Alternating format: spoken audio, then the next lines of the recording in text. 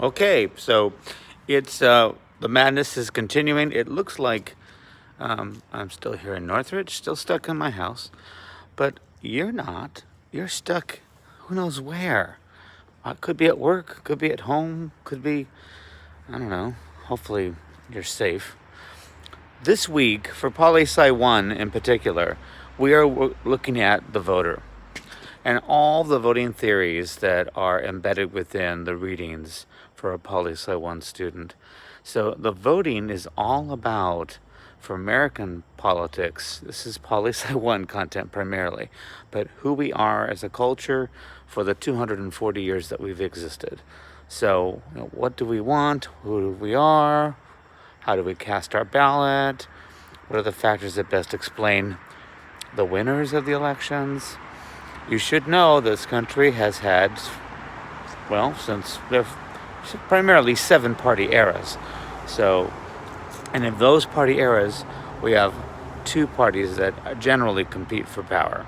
Serious challengers to authority and power and controlling the government.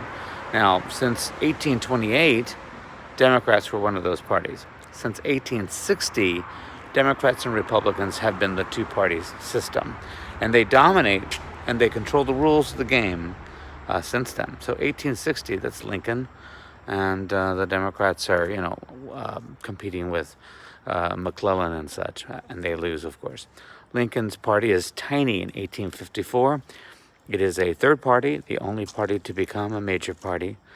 And so when we're talking about voters, the voters are the citizens.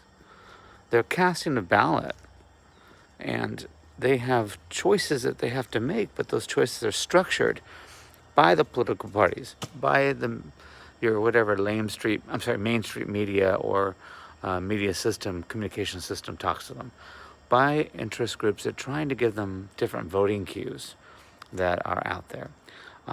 So citizens have some information. The American culture tends to be fairly ignorant of politics, but so there's theories on this that doesn't really matter how much you know about public policy.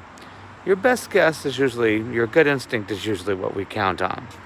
And so today's contest is shaping up to be between pretty much an outsider to the Republican Party, Mr. Trump, and an insider, Mr. Biden. And that's the dynamic that's evolving. Sanders has failed to receive sufficient delegates for the nomination process of his party. That's something you need to study. You need to look at closed primaries, open primaries, the whole election system we've already talked about last week. But now it's about us. Why did Sanders fail? That's something to ponder. A lot of the kids I teach, they're clearly Bernie bros and Bernie hoes. They're Bernie supporters, strongly. So, what's the deal?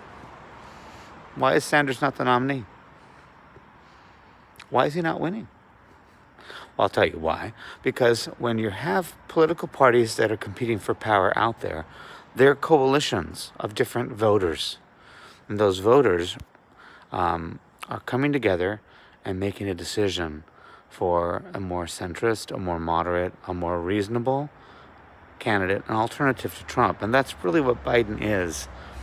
If Trump is not something you want, then you have to have an alternative that is reasonable, will be effective, a better president, better choice. And if Biden is that choice, he may make it. He may not be completely all there. I worry about him all the time. I pray for him, actually. But he's reasonable, and that's what you want. You want a choice that actually is a little bit better than the one you have, what you know. So, in conference today, I'll be talking about various theories that I want you to write down. One is realignment voting theory. Realignment. 2, de-alignment. De-alignment. 3, retrospective voting. Retrospective voting. 4, prospective voting. Prospective voting. Keep in mind you can rewind this every time. 5 is party identification, which is combined with messaging and image creation. But party ID turns out to be the strongest factor that explains why we're doing what we're doing. Education helps too. The more educated we tend to vote. And I'm sorry to say, but the young, they're not voting. Not anywhere near their numbers. And the coalition that Sanders tried to put together did not grow. So Sanders failed to grow his party coalition. And I'll tell you one hint, he's not a Dem. He doesn't work well with others, especially in the Democratic Party. He's an outsider to the party, like Trump was. But Trump had multiple candidates that he fought off and won. He beat. Democrats got out of the way. Klobuchar, Buttigieg, they all got out of the way. They got out of the way. Bloomberg got out of the way so that Biden could defeat Sanders on a 1-to-1 basis. Okay? Anyway, study this for today. Tomorrow I'll be back with another remote instruction with further, definitions regarding all these theories. But I would write those theories down and begin to take notes on what you read. You have a good day. Be safe. And we'll see you tomorrow. I'll be in conference in about, 10 minutes. Take care. Bye.